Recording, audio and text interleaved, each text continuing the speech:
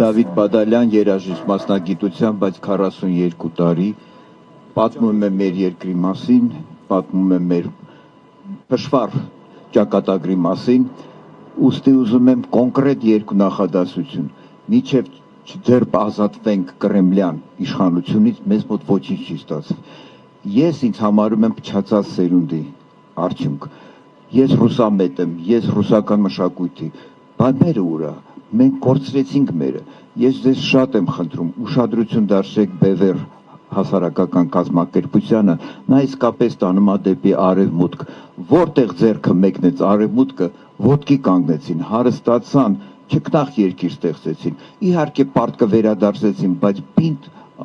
երկրներ դարձավ։ Այսքան բան եմ ուզում ասել, խնդրում եմ աջակցել Բևեր հասարակակության կազմակերպությանը։